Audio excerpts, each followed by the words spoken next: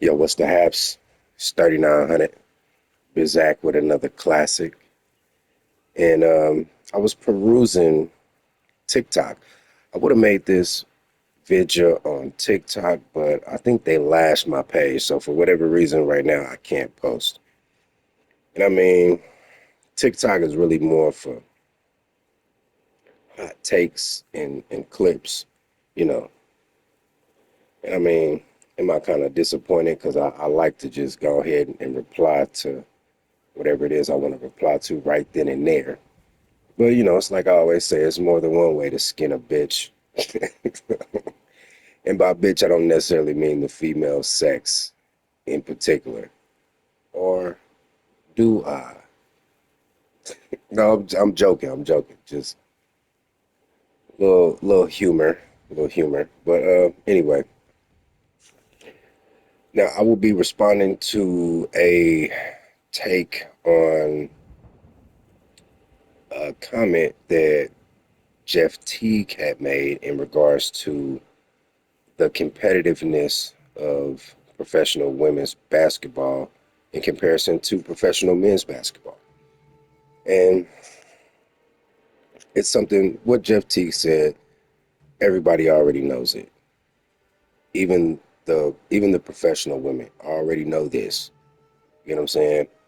But this four-eyed so and so, she wanted to come on here and do a whole bunch of virtue signaling and victim signaling and all this other stuff. And I mean, you know, what I'm doing here is worth a shot, you know. But anyway, let's go ahead and hear what she has to say, shall we? I'm just so tired of like giving black men that think that way a platform. Like I'm tired.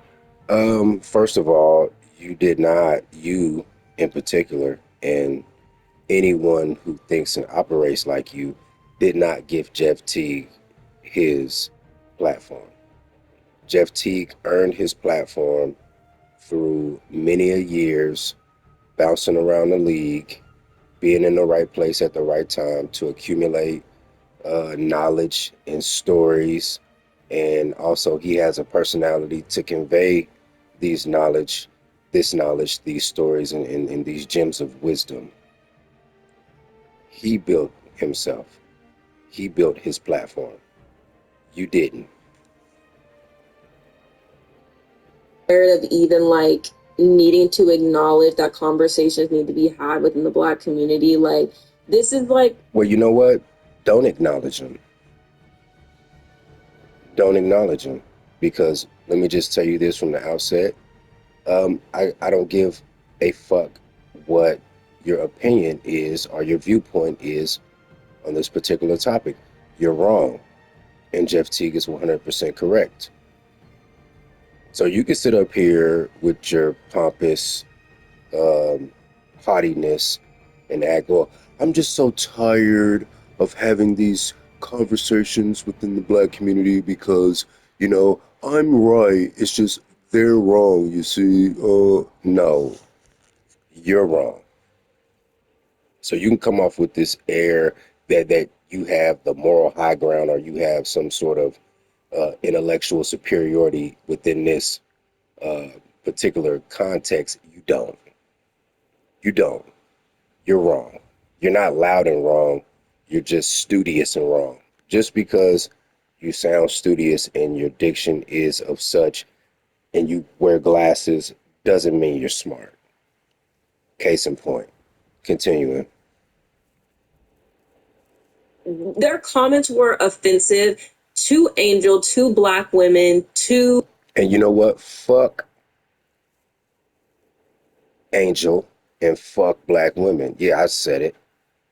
If you feel some type of way about what Jeff Teague said and what he said was the absolute truth, fuck you.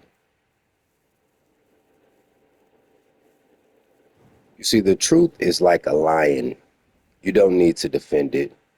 You just let it loose and it will defend itself. Now, there was a brother who responded to her TikTok and he pointed out, hey, Angel Reese is a 6'4" center in the WNBA. 6'4", and she still dribbles with her head down. Dribbling with my head up, that's something that I learned to do when I was in the 8th grade. In middle school basketball, coach was drilling us about dribbling with our heads down. You get what I'm saying? And here she is, a professional.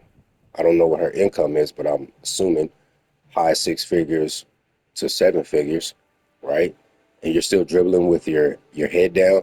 How about Angel Reese? You get off IG, snapping all these pictures, and get your lanky, slew-footed, two left feet ass in the gym, and work on dribbling with your head up. How about that? Anyway, Players in the WNBA, all of those things. And it's just like, I'm just so tired of it. And the thing is that I understand that there's nothing. okay, we understand that you're tired. If you're tired, go lay your tired ass down. Cause yeah, you are tired. You not tired. You're tired. Go lay your ass down. And furthermore, just to get back on, because now she's just appealing to emotion at this point. She's not making any concise points that could be backed up by science whatsoever. Even though she wants to give off the image as if she's a nerd with her glasses. She's not coming with any empirical data whatsoever. But anyway, you know what? I was gonna wait, but I'm gonna go ahead and bring it out right now. Since I broached the topic of Angel Reese being 6'4", being a 6'4" center, the average center in the NBA is what, 6'10", 6'11", damn near 7 feet. You can just say 7 feet. You know, if you're a man and you're like 5'10" and up, you can get away with calling yourself 6 feet. So if you're a man and you're 6'10" and up, you can get away with calling yourself a 7-footer. You're essentially a de facto 7-footer. You know, you can put some lifts in your shit and be 6'11" and a half if you're 6'9" and a quarter. You get what I'm saying? The players of her stature in the NBA are point guards. And the brother pointed out, hey, she would, someone around her height would be the likes of Russell Wilson. Excuse me, scratch that. Russell Westbrook, Derrick Rose, Ja Morant, Anthony Edwards. These are ultra explosive, ultra strong, highly competitive men. And they're on the smaller side of the pro game. Now, if you want to go position by position, you know, okay, you're a center in the WNBA. Let's get a center from the NBA. Let's see how that stacks up. Joel Embiid, 7'1", 280 pounds. He would make mincemeat out of her. He would tenderize her. There is a scientific term called sexual dimorphism, or known as gender dimorphism, because Google is your friend. A quick Google search of gender dimorphism or sexual dimorphism is the stress a person experiences due to a mismatch between their gender identity. No, hold on. No, I don't think that's it. No, this is sexual dymorphia. My bad. Hold up. Give me a second here. I thought that that was the right one.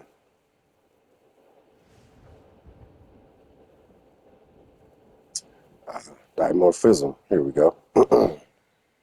Sexual dimorphism refers to the observable difference in physical characteristics between males and females of the same species. Let me read that again for the slow kids in the back. Sexual dimorphism refers to the observable differences in physical characteristics between males and females of the same species. Now, there are some species of animal whom sexual dimorphism swings in the female way, i.e., hyenas, i.e., praying mantises, certain breeds of spiders, if you will, certain type of fish and whatnot. But us as human beings, the pendulum of sexual dimorphism clearly swings in the direction of the male. Let's go to Wikipedia. Because you know I'm a Wikipedia scholar. Sexual dimorphism is the condition where sexes of the same species exhibit different morphological characteristics, including characteristics not directly involved in reproduction. The condition occurs in most dioecious species. I don't know what that is. I'll have to look that up. Which consists of most animals and some plants. Differences may include secondary sex characteristics, size, weight, color, markings, or behavioral or cognitive traits. Let me read that again. Differences may include secondary sex characteristics, size, weight, color, markings, or behavioral or cognitive traits. Male reproductive. Hold on, let's don't skip that. Man, you get the gist of it. You get the gist of it. Everybody knows men, when you're talking about human beings, are bigger, stronger, faster than women. That's Don't argue with me, argue with your mama. So to sit up here and to even be fake and to even get on Beyonce's internet with your fake outrage that someone said it out loud like, hey, there's no way that she could even compete with a professional male in her same sport. This is not a disrespect. Hey, listen, since last summer, I've been not too much glued to the tube watching WNBA, but if a WNBA game pops up and I'm watching TV, I'll watch it. You get what I'm saying? Depending on who's playing. But anyway, let's hear what she has to say. That I can say, there's nothing that anybody can say. There's no amount of backlash that will ever deplatform these people. But at the same time, So now you have yet, we're a minute or two in to her screed, and the only thing she can come up with is cancel, cancel, cancel Jeff T, cancel Jeff T. She has yet to present a shred of evidence that would refute any of his claims whatsoever. She just wants to cancel him. Pathetic. You're weak, ma'am. I'm sorry, but you're weak. I think that it's fair to acknowledge that it sucks to see those four black men sit up there and say that about another black woman. It sucks. Oh, I'm black, you black, your mama's black. So now we gonna pull on the blickety black heartstrings now. When all else fails, you can't deplatform them. You can't pull on, the emotion. You can't pull the emotion card. Oh, we're black, racial solidarity. So even though observable reality leans to what you're saying, you shouldn't say that because you're gonna hurt my widow feel wings because I'm black, you black, our mamas are black. Fuck you. And fuck your feelings. To know that there are so many people out there who won't actually publicly say those things, but do think that way, or will say, I'll say this shit to your face. I'll say it to your face. I'll say it to and if I was in a position to where, you know, I ain't gonna say that. I'm not even gonna say that. I'm not gonna say that, but I will say it to your face though. Don't get it twisted. There's a time and a place for everything. Now, given the situation, I might not say it. Given where I'm at, I might not say it. But if you come to the cookout, you come to my cookout, you come to my barbecue, you come to one of my kickbacks where it's just us, the guys, and a couple of gals around, and we smoking, drinking, playing dominoes and spades and can on. I double dog dare you to bring it up.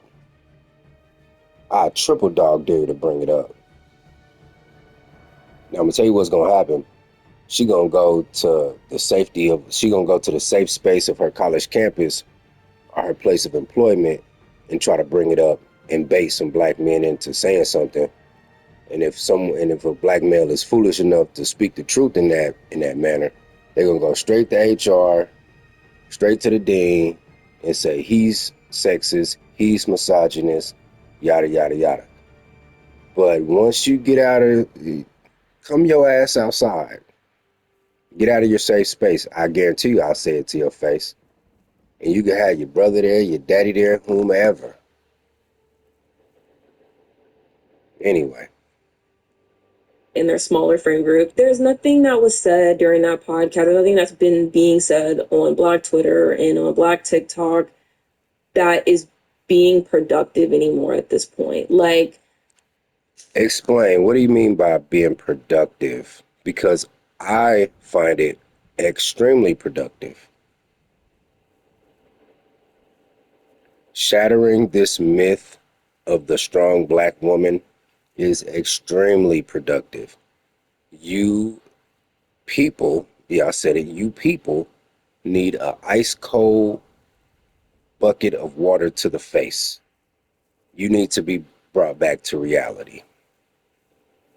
Now, if you want to sit up here and have a pretend tea party and sit up here and pour pretend tea into your little teacups and sip it, that's totally fine.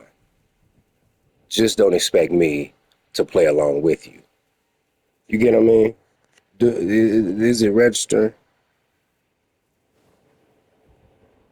this conversation is just going to start the cycle of everything that we talk about every 60 days, which is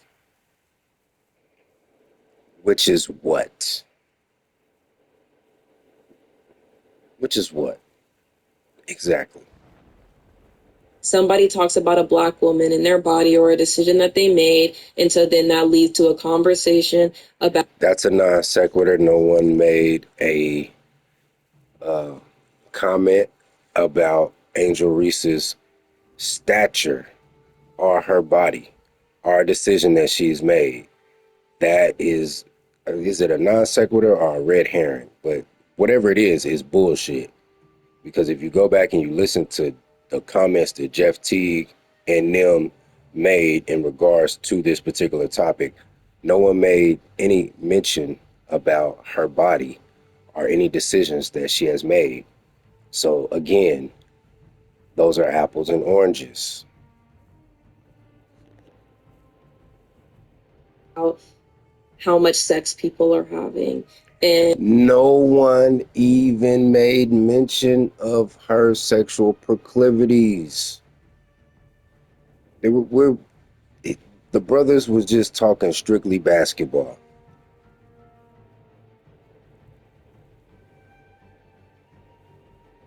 That's it. Nothing more, nothing less. At the bare bones, they were just talking basketball. Now you're bringing all this extra shit into the picture.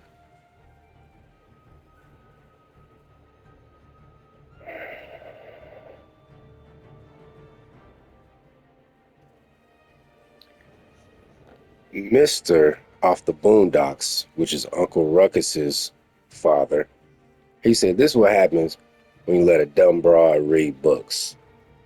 This what happens when you put a dummy when you educate a dummy. They get thinking they're smart. They get thinking that they're smarter than everybody, and everything that they say is just it's just prescient and just groundbreaking and thought provoking.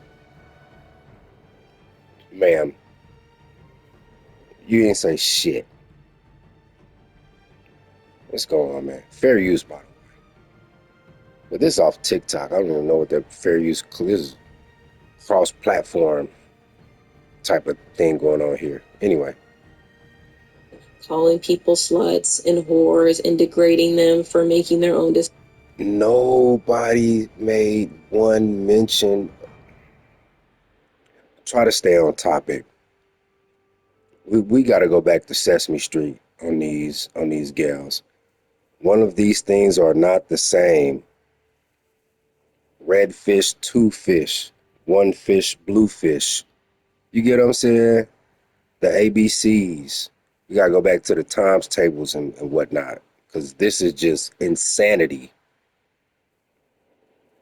With their bodies, and then that turned into a conversation about, oh, this is why I don't date within my race, and this is why I'm not. No, your delulu right now and your rationale, if you can call it that, would be the reason as to why a black man would not date within his race. It is your mindset. It's what's going on in between your ears.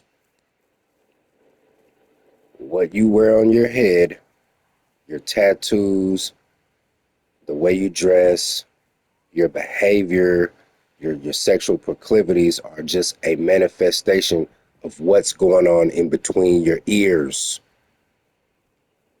You get me? You females are getting passed over, not because you're dark skinned, not because you have a bunch of tattoos, not because you wear weaves, not because of whatever. It's it's what's going on in between your ears. That's why you're getting passed over. And if you persist with this mindset, you will continue to be passed over. Having, yeah, I'm not starting a family and blah blah blah blah blah, and that leads to a whole conversation about black men, and then that turns into black men talking about their mental health and how nobody cares about it. And I'm going to be real.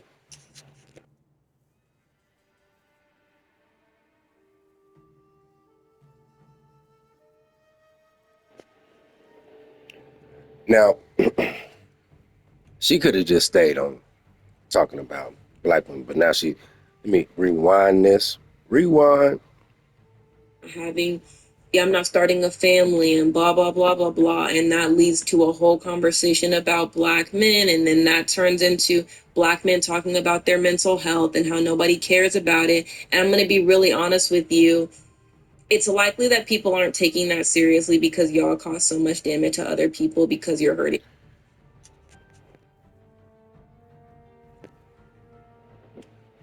Um, listen and listen to me well. Being a black man and being a black father in particular is a thankless job. It is. We sacrifice everything and we don't want any of the credit.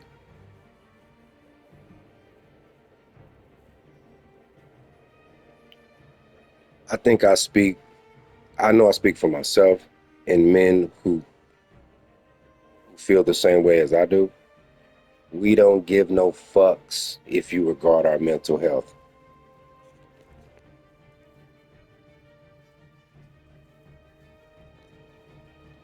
I know I don't. I don't care if you care. I don't care if you don't care. It doesn't make me no difference. The show must go On the inside. That's really just what that's coming down to. And obviously, I'm not talking about all black men. This is a generalized statement.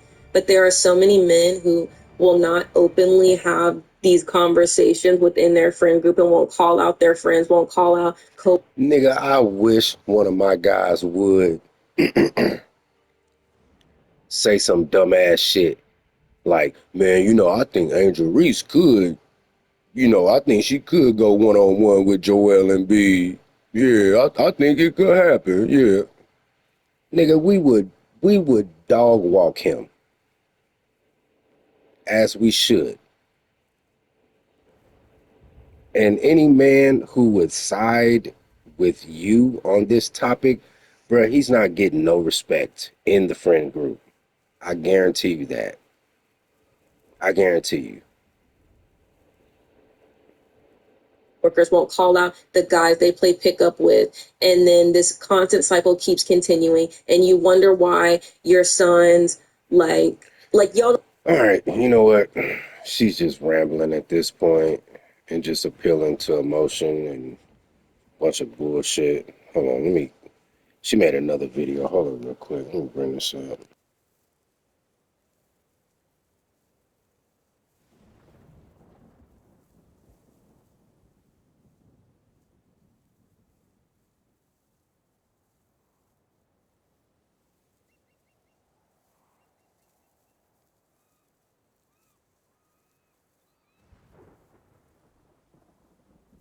The vibe bad. Bro, I hate that some of the worst men have gotten access to the WNBA.